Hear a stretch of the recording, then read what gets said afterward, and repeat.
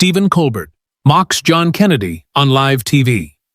Seconds later, John flips the script and ends his show. It was another lively evening in the bustling CBS studio in New York City, where the lights shone brightly on the set of The Late Show with Stephen Colbert, and the audience was already buzzing with anticipation for the host's signature blend of sharp wit and political satire. Stephen Colbert, with his trademark smirk and confident stride, stepped onto the stage amid thunderous applause, adjusting his glasses, as he launched into his monologue, zeroing in on his latest target, Senator John Neely Kennedy from Louisiana. "Ladies and gentlemen," Colbert began, his voice dripping with mock exasperation, "let's talk about this so-called champion of the people down in Louisiana, Senator John Kennedy. I mean, come on, folks. This guy is out there pushing bills that scream back to the Stone Age. And he's all about tightening voter registration with his amendments to the National Voter Registration Act, demanding proof of citizenship, like we're in some dystopian novel where only the right people get to vote. And don't get me started on his role in the Appropriations Subcommittee on Energy and Water Development. He's the top Republican there, fighting tooth and nail for traditional energy sources as if climate change is just a liberal bedtime story. Oh, and his spot on the Banking Subcommittee on Economic Policy. He's grilling big banks one minute and then cozying up to policies that let corporations run wild the next. This man is a walking contradiction, a danger to progress, corrupt in his outdated ideals, and mentally unfit to steer our nation's future. Yet here he is pretending to save America while he drags it backward. The audience erupted in laughter, clapping enthusiastically as the cameras captured their delighted faces, some even cheering, as Colbert mimicked Kennedy's distinctive Southern drawl, exaggerating it for comedic effect. "Y'all, we need more oil rigs and fewer regulations, because that's how we make America great, by ignoring science and facts," Colbert quipped, drawing even louder howls from the crowd who seemed to hang on his every word, feeding off the energy of the roast.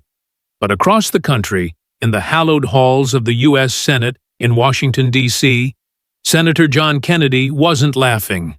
Seated in his office, surrounded by stacks of legislative documents, and the faint hum of evening staffers wrapping up their day, he tuned into the broadcast on a small screen, his expression calm and measured, the lines on his face reflecting years of public service dedicated to the people of Louisiana.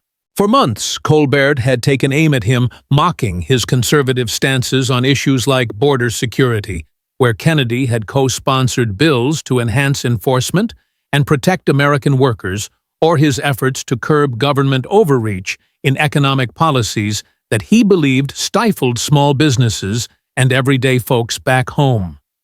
Kennedy's children had urged him to brush it off, saying, "Dad, it's just late-night TV, don't let it get to you." But tonight felt different, as Colbert's barbs cut through the airwaves, accusing him of being a relic of the past for his support of energy development that bolstered jobs in Louisiana's oil and gas industry. Something stirred within the senator, a resolve not born of anger, but of a deep commitment to truth and accountability. "This stops here," Kennedy murmured to himself in his folksy Southern accent, reaching for his phone, with a steady hand, his demeanor remarkably composed, almost serene in its determination. What he was about to do would not only turn the tables, but leave the nation and Colbert reeling in surprise. Back on the set, Colbert's routine pressed on without a hitch, his jokes piling up like a house of cards. "Seriously, how can we trust a senator who's all about mine replies on economic policy, but turns a blind eye to the real issues facing working families? John Kennedy is nothing but a folksy facade, a big talking clown in a suit spouting homespun wisdom while pushing agendas that hurt the very people he claims to represent, like his bills on voter integrity, that critics say suppress voices, or his staunch defense of Second Amendment rights that keep flooding our streets with danger. The laughter swelled again, the band playing a jaunty tune to punctuate the punchlines, and the audience's smiles widened, oblivious to the storm brewing elsewhere. In his Senate office, Kennedy's aides gathered around as he concluded a brief call to a network contact, one of them asking nervously, "Sir, was that CBS? Are we really going live with this?" Kennedy didn't respond directly. Instead, he adjusted his tie, his eyes focused and resolute, and directed his team to set up a live feed from the Capitol, instructing them firmly, "Prepare the statement. It's time the American people hear the facts straight from the source." Within minutes, the Senate's official stream activated broadcasting across major networks and online platforms, interrupting regular programming with a sense of urgency. "Good evening, fellow Americans." Kennedy started, his voice steady and tinged with a hint of Southern warmth, not rage, but a quiet resolve that commanded attention. "I wasn't planning to address late-night entertainers, but after tonight's display, I owe it to you, the hard-working folks out there, to set the record straight." Viewers nationwide paused their evenings tuning in as the broadcast spread like wildfire, even catching the attention of Colbert's studio crew, who halted their tasks to watch the unfolding drama. "Stephen Colbert has made a habit of ridiculing me and my work in the Senate." Kennedy continued, holding up a sheaf of documents for the camera, his tone factual and unflinching. "He's called me corrupt, unfit, and a threat to our democracy for my efforts to secure our borders through legislation that protects American jobs and communities, or for my leadership in energy policy that ensures reliable power for families in Louisiana and beyond.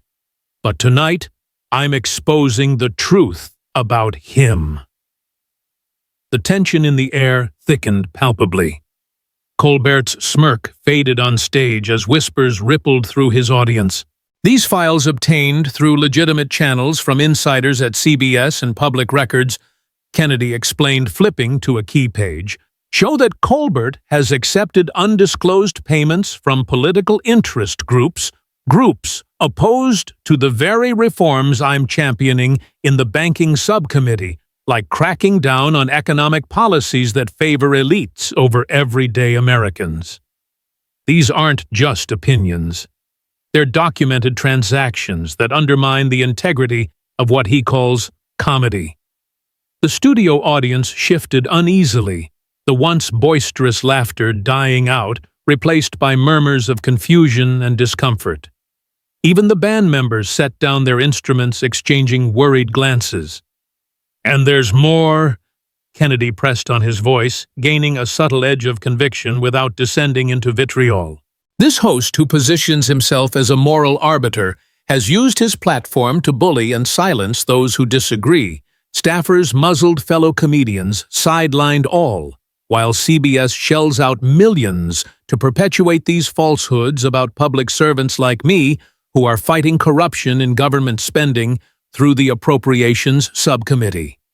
Backstage at CBS, producers huddled in frantic discussions, one hissing urgently, "We need to cut to commercial damage control now."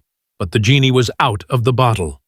Kennedy's composed delivery resonated, his revelations sparking an immediate backlash online, with social media timelines flooding with hashtags like Expose Colbert and #Stand with Kennedy, trending nationwide within moments.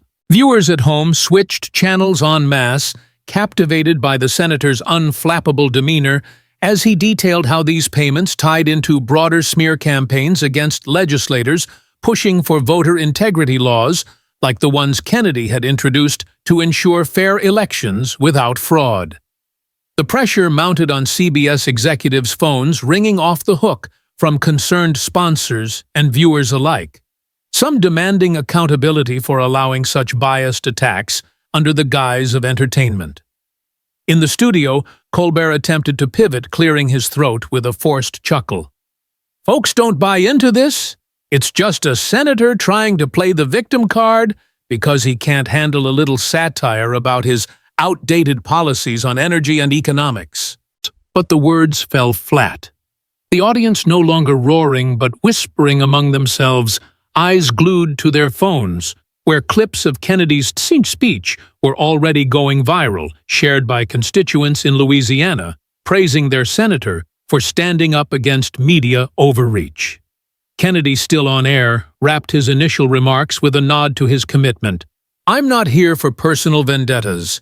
I'm here to serve the people of Louisiana and this great nation, advocating for policies that put Americans first, whether it's securing our water resources, bolstering economic stability, or ensuring our elections are above reproach." Colbert's jokes aren't harmless. They're funded distortions that erode public trust. The broadcast's impact was immediate and profound. With online forums buzzing about the documents, Kennedy displayed scans of financial trails linking Colbert's production to lobbyists against banking reforms Kennedy supported, and emails hinting at coordinated efforts to mock his Southern style and conservative bills as backwoods nonsense. Producers at CBS scrambled, one executive barking into a phone, "Get legal on this, sponsors are threatening to pull out if we don't address it." The audience in the studio, once unified in laughter, now fractured, some gasping audibly, as notifications lit up their screens with real-time reactions. Veterans from Louisiana posting support for Kennedy's anti-corruption stance, families sharing how his energy policies helped keep their lights on during tough times. Colbert's grin wavered, his producer whispering urgently in his ear, "It's blowing up online. People are reposting those files. And it's not looking good." The senator's words had pierced the veil of comedy, exposing what Kennedy framed as a deeper issue of accountability in media, his calm exposition contrasting sharply with Colbert's frantic attempts to regain control. As the live feed continued to draw millions, Kennedy paused briefly, his eyes reflecting a quiet strength forged from years of navigating Senate battles, from debating bills on infrastructure to challenging fiscal irresponsibility. "America deserves better than paid propaganda masquerading as humor," he said softly, the weight of his statement hanging in the air like a challenge. The studio lights seemed dimmer now, the energy sapped as crew members rushed about and outside in the digital ether. A groundswell of support for Kennedy began to form, tweets from small business owners in Louisiana, thanking him for his economic policies, posts from environmental skeptics applauding his balanced approach to energy. Colbert stumbled through his next segment, but the damage was done. The once invincible host now faced a reckoning. His mockery of Kennedy's voter bills aimed at preventing fraud, while expanding access backfiring spectacularly as viewers questioned the motives behind the laughs. Kennedy's office, meanwhile, hummed with activity aides, fielding calls from allies in the Senate, who commended his poise, one saying, "John, you've just shown the country what real leadership looks like, calm, factual, and unwavering." The senator himself leaned back slightly, watching the feedback roll in, knowing this was just the beginning of a larger conversation about truth in public discourse. Back at CBS, the control room was chaos alarms figuratively blaring as ratings dipped and social media metrics skyrocketed in Kennedy's favor, with users sharing memes of the senator's documents overlaid with captions like "Truth over jokes." Colbert's band tried to play a filler tune, but it felt hollow, the audience's applause tepid at best. Kennedy's revelation about the undisclosed payments tied to groups lobbying against his subcommittee work on economic policy had struck a nerve, prompting immediate calls for investigations from watchdogs and even some bipartisan colleagues. The pressure on CBS intensified, executives convening emergency meetings as sponsor representatives voiced concerns. If this is true, "We're out. We can't be associated with funded smears." In homes across America, particularly in Louisiana, where Kennedy's folksy advocacy for local issues like flood control and job creation resonated deeply, families tuned in, feeling a sense of vindication for their senator, who had always prioritized constituent needs over celebrity spotlight. One viewer, a farmer from the bayou, tweeted, "Finally, someone calls out the BS Kennedy fights for us every day." The monologue that started as routine entertainment had morphed into a national spectacle, with Kennedy's measured response flipping the narrative, leaving Colbert's team scrambling to contain the fallout. As the chapter of this unexpected confrontation unfolded, the airwaves crackled with tension, the senator's words echoing far beyond the studio walls, igniting debates on forums and family dinner tables about the line between satire and slander, especially when aimed at public servants like Kennedy, whose bills on everything from disaster relief to financial oversight had tangible impacts on real lives. Colbert pressed on, but his jokes landed like lead balloons. The audience's minds elsewhere fixated on the live stream, where Kennedy concluded his opening salvo. "This isn't about me, it's about ensuring our democracy isn't undermined by hidden agendas."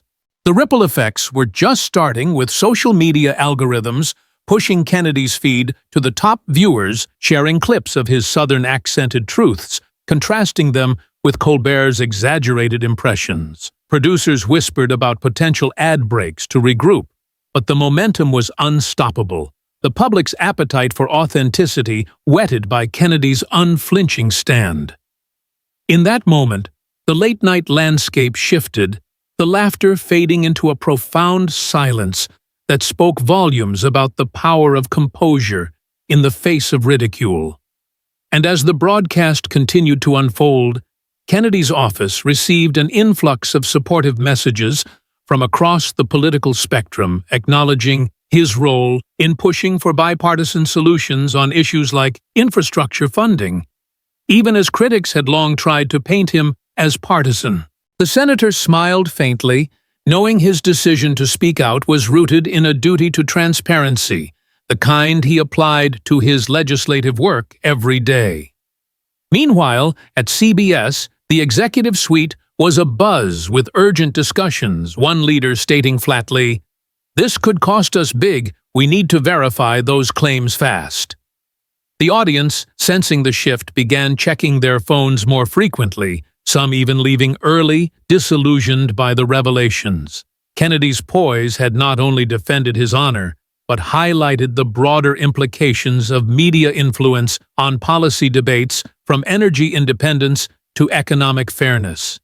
The night that began with mockery was transforming into a testament to resilience, with Kennedy emerging as the steady voice amid the storm, his actions speaking louder than any punchline ever could. As the minutes ticked by, the contrast grew starker, Colbert's frantic energy versus Kennedy's deliberate calm, drawing more viewers to the senator's side where facts trumped fiction. Social media exploded further, with threads dissecting the documents, users praising Kennedy for his leadership in subcommittees that directly affected national security and prosperity. The pressure on CBS mounted like a tidal wave, sponsors hinting at withdrawals, and producers contemplating how to salvage the show.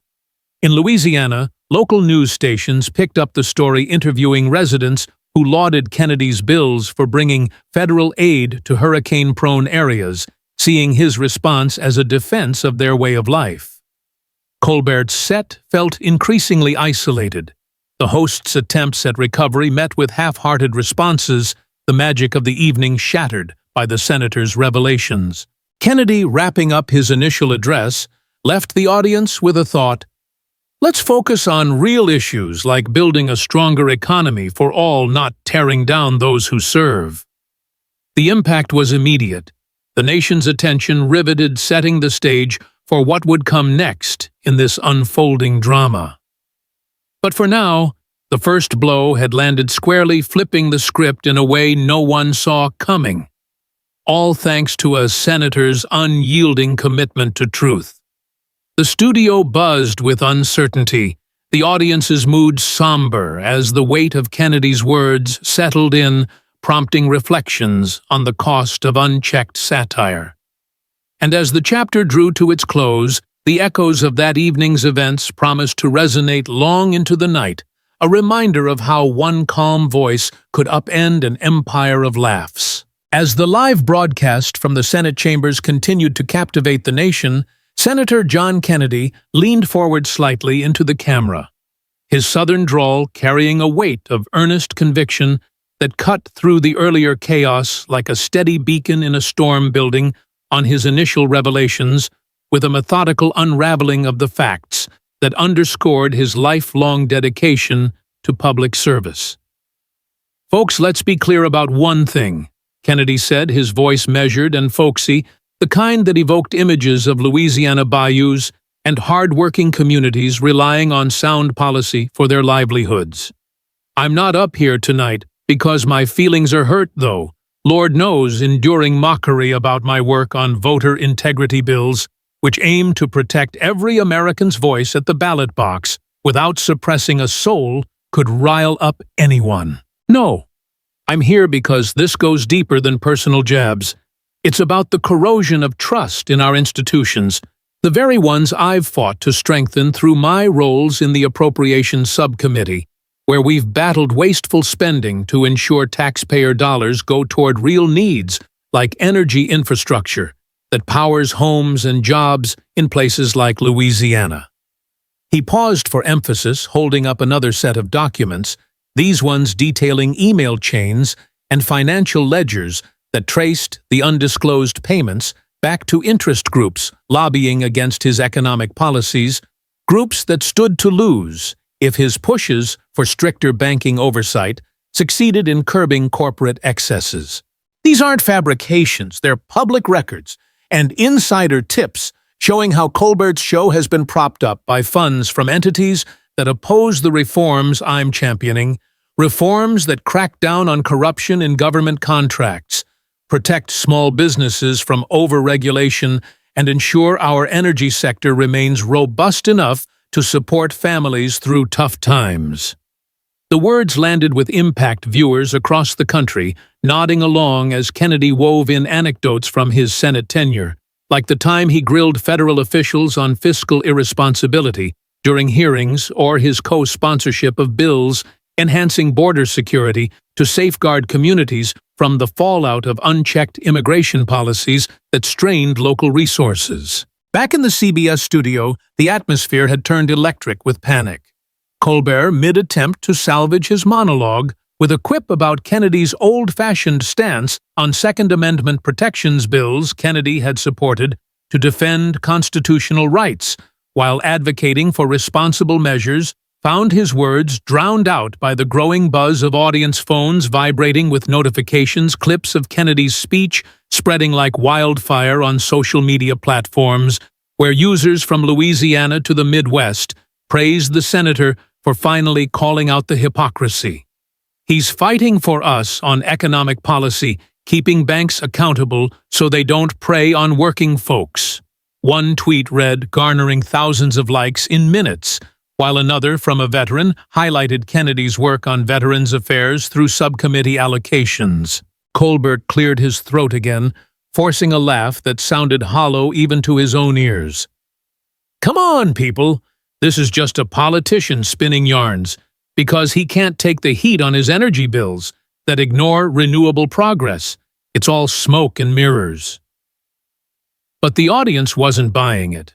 Rows of once enthusiastic fans now sat in stunned silence, some scrolling through their devices to verify the documents Kennedy was displaying, which included scanned receipts and correspondence linking Colbert's production team to PACs opposed to Kennedy's voter registration amendments. Amendments designed to require proof of citizenship to prevent fraud without disenfranchising eligible voters. Producers backstage were in full meltdown mode, one slamming a clipboard down as calls flooded in from CBS higher-ups, the network chairman's voice booming over a speakerphone. What in the world is happening? Sponsors are bailing left and right. I've got 3 major advertisers threatening to pull their spots if we don't shut this down." The executive's tone was ice-cold, laced with urgency, as reports trickled in of plummeting live ratings for Colbert's show, viewers flocking instead to Kennedy's stream, where the senator was now delving into the human cost of such media tactics. "Think about the staffers I've worked with in the Senate, the everyday Americans in Louisiana who've shared their stories with me, farmers hit by floods who benefited from the water development funding I've pushed for, or families relying on stable energy jobs that my policies protect." Kennedy continued, his eyes reflecting a genuine passion for service. "When a host like Colbert uses his platform funded by shadowy groups to bully and distort, it doesn't just target me. It undermines the faith people have in leaders trying to do right by them, like ensuring our banking system serves the little guy through economic policy oversight." The revelations kept coming. Kennedy flipping to evidence of offshore accounts vaguely connected to Colbert's orbit, though he stressed these were under investigation, tying them to broader smear campaigns against senators like him who dared challenge the status quo on issues from infrastructure spending to anti-corruption measures. Social media erupted further with #Kennedy stands. Strong, trending globally posts pouring in from constituents, a nurse from Baton Rouge sharing how Kennedy's advocacy for healthcare funding in appropriations bills had helped her community hospital, or a teacher praising his efforts on education policy tie-ins. In the control room at CBS, the producer's face paled as the chairman issued the ultimatum, "Pull the plug effective immediately. We can't risk the backlash. Those documents look legit, and the public's turning." Crew members rushed to comply, the studio lights flickering, as if in hesitation, while Colbert on stage stammered through another joke about Kennedy's Southern idioms, masking regressive views on economic growth. But no one laughed. Instead, gasps echoed, as screens in the studio switched involuntarily to Kennedy's feed, courtesy of network overrides, prompted by the escalating crisis. Outside the studio, the first signs of public reaction materialized, small groups gathering with signs reading, "Truth over laughs," and "Support Kennedy's fight for fairness." Drawing from diverse crowds, blue-collar workers appreciative of his energy sector defenses, which preserved jobs in oil-rich Louisiana, and even some moderates nodding to his calls for bipartisan banking reforms. Kennedy, sensing the momentum, wrapped a segment of his speech with a heartfelt nod. "I've spent my time in the Senate not for applause, but to deliver for Louisiana, securing funds for disaster relief, after hurricanes, pushing voter laws that uphold integrity, and holding the line on economic policies that prevent Washington from picking winners and losers at the expense of Main Street." The senator's office was now a hub of activity aides, compiling supportive emails, flooding in one from an elderly veteran who wrote, "Senator, your stand tonight reminds me why I serve truth and duty above all. Your work on veterans' benefits through appropriations has meant the world to me." Another letter came from a young mother, tear-stained in its digital form. "My family relies on the stable jobs from energy policies you've championed. Thank you for not letting mockery silence you." These personal stories fueled Kennedy's resolve as he transitioned to addressing the broader implications, his voice softening with emotion but never wavering. "This isn't vengeance.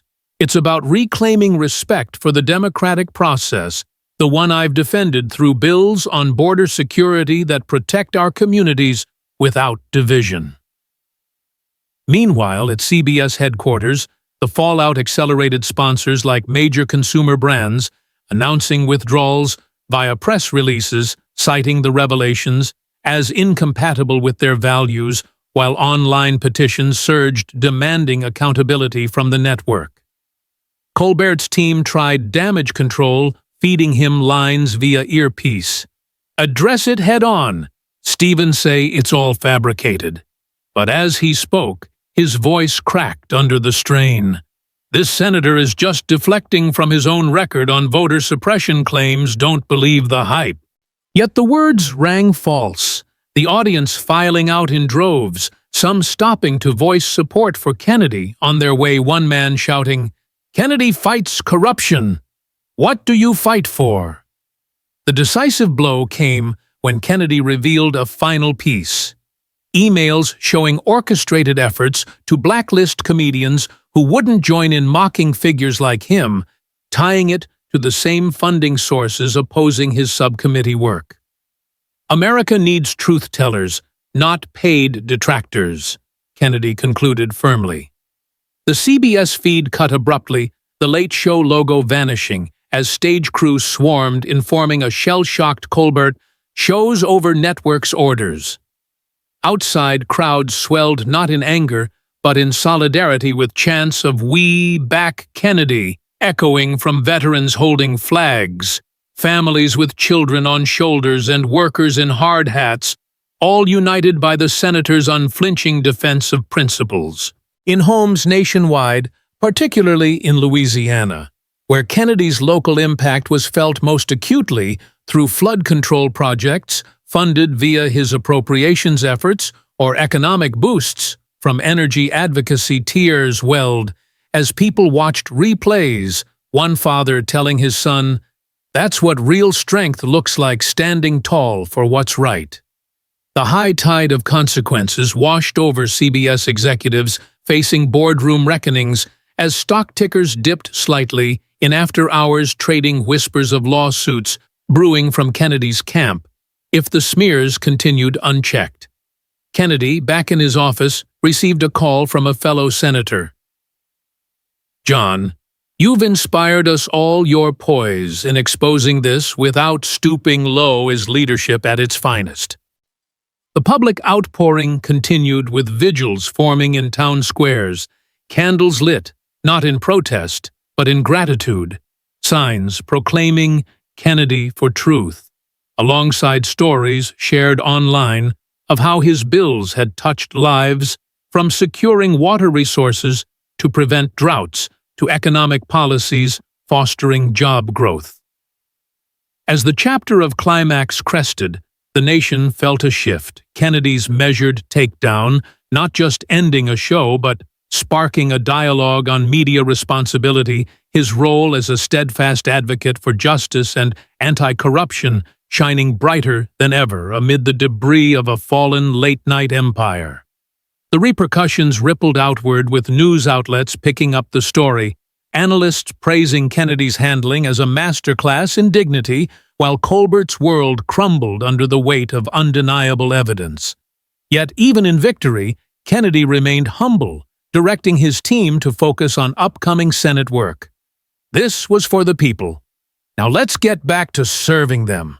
And the gatherings grew from parks in New Orleans to diners in rural Louisiana, where truckers raised glasses to their senator, misty-eyed at his grace under fire. "He didn't yell. He just spoke truth," one said, encapsulating the sentiment that swept the country.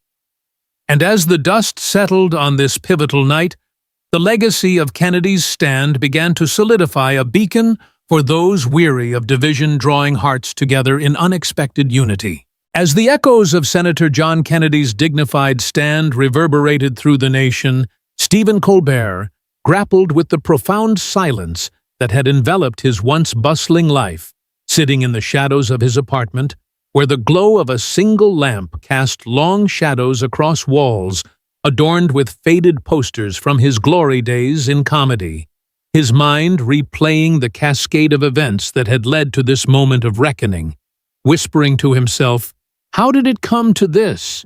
Mocking a man's commitment to policies that actually help people wasn't worth the laughs. His apology video, uploaded in a haze of desperation, played on loop in his head. The shaky admission of crossing boundaries by ridiculing Kennedy's efforts on voter integrity bills crafted to ensure every vote counts, without fraud tainting the process, and his steadfast leadership in energy subcommittees that balanced environmental concerns with job preservation for working-class families. But the online backlash was unrelenting comments flooding in like a digital torrent. Your jokes hurt real people. Stephen Kennedy fights for economic oversight that protects us from corporate greed. And you just tore him down for ratings.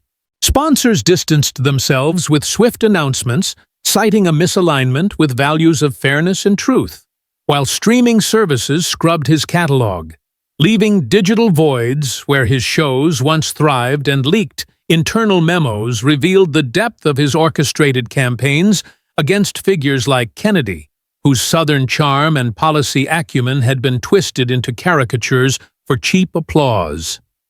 In contrast, Kennedy navigated the spotlight with grace, embarking on a series of community engagements that highlighted his unwavering service, stopping at a bustling farmers market in Louisiana, where he chatted with vendors about his water development initiatives that had fortified levees against floods, saving crops and livelihoods.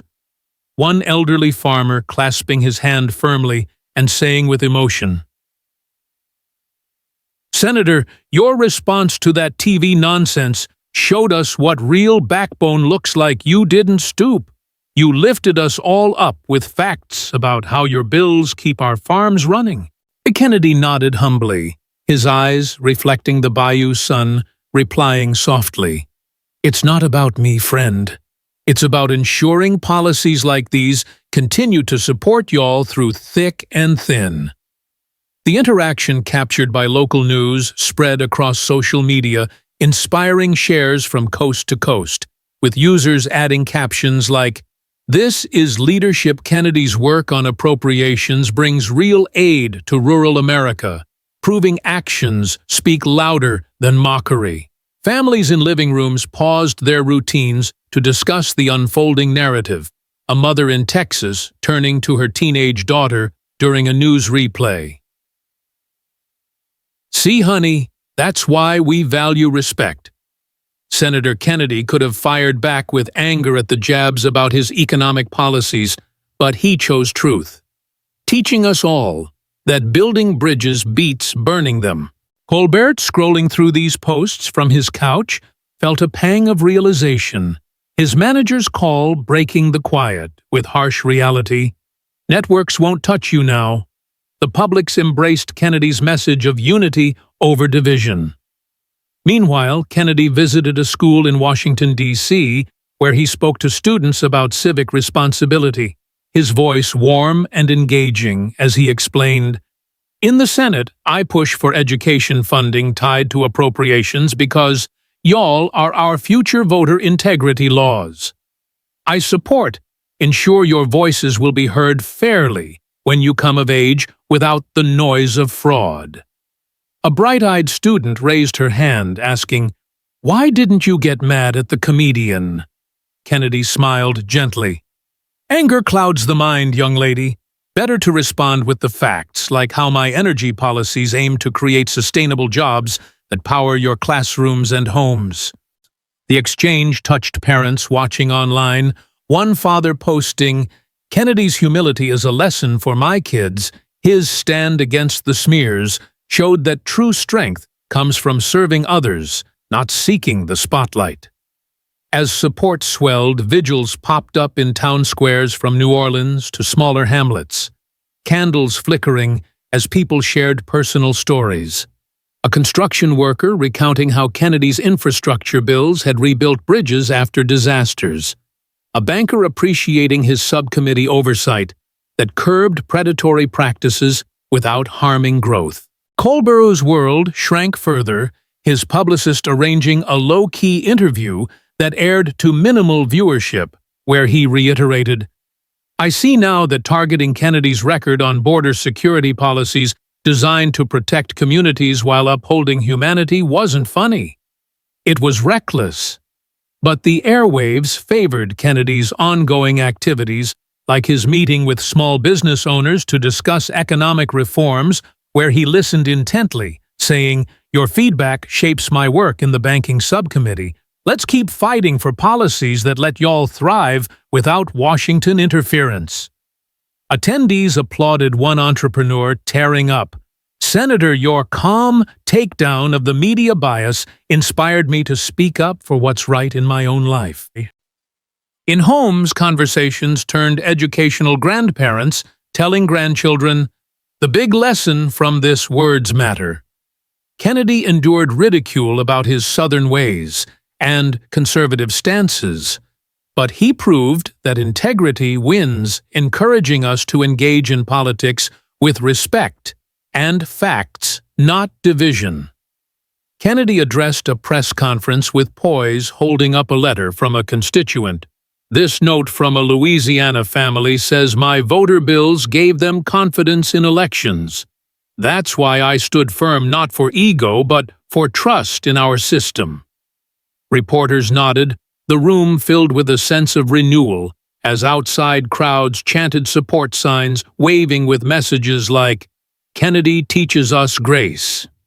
Colbert watched from afar, his reflection in the mirror, a stark reminder, muttering, "He united people while I divided them.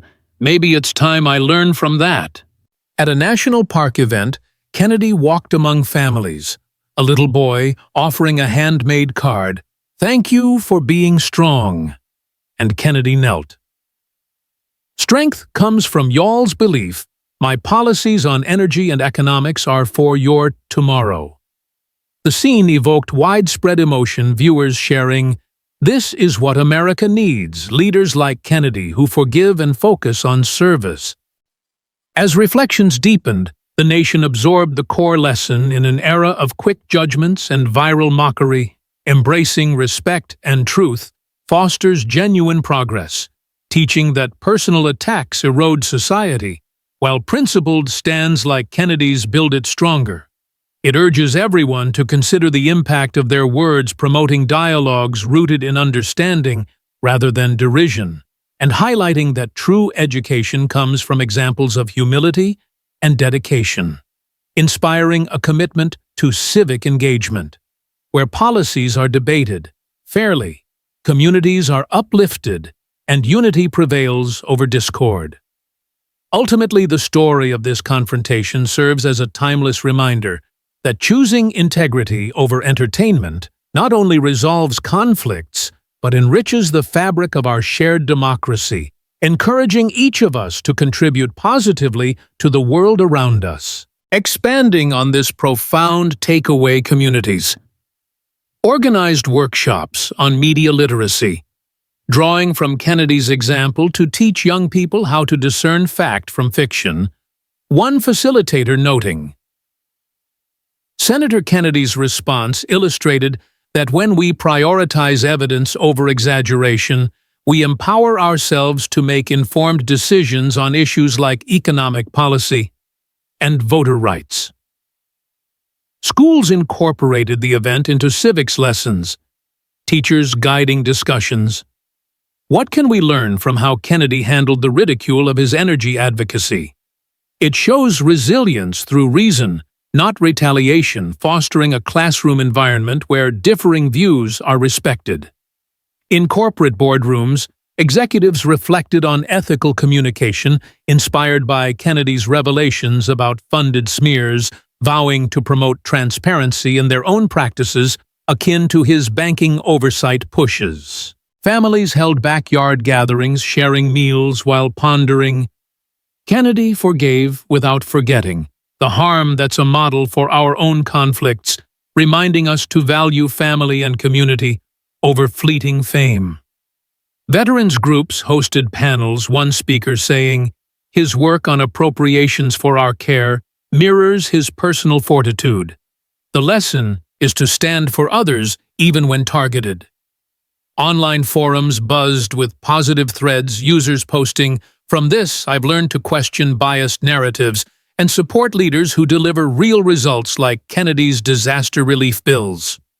Churches and community centers used the story in sermons and meetings, emphasizing forgiveness and truth as pillars of society. A pastor intoning, "As Kennedy demonstrated, turning the other cheek with wisdom unites us, teaching compassion in the face of cruelty." Environmental groups, while debating his energy stances, acknowledged the balance he sought, using it to educate on nuanced policy discussions without personal vilification. Youth organizations ran campaigns on anti-bullying, citing Kennedy's composure as key mockery stops when we choose empathy. His example shows kids that defending one's work with dignity inspires change. Policy think tanks analyzed the event, publishing papers on media's role in democracy, concluding, Kennedy's measured approach highlights the need for accountable journalism where facts on economic and voter issues prevail over sensationalism. Artists and writers drew inspiration, creating works that captured the essence of redemption and resolve. One novelist saying, "This tale educates on the power of words to heal or harm, urging creators to wield them responsibly." In everyday interactions, people referenced it casually, a barista chatting with customers. Like that senator, let's laugh with not at each other, builds better connections. The ripple effects extended globally, with international observers noting America's capacity for self-correction, through such moments fostering cross-cultural dialogues on respectful discourse. Ultimately, the educational core solidified this wasn't merely a clash of personalities, but a blueprint for societal growth, where embracing values like respect, forgiveness, and factual engagement, exemplified by Kennedy's handling of adversity, empowers individuals to contribute to a more cohesive world, encouraging lifelong learning about the responsibilities we all share in shaping our collective future through thoughtful actions and words.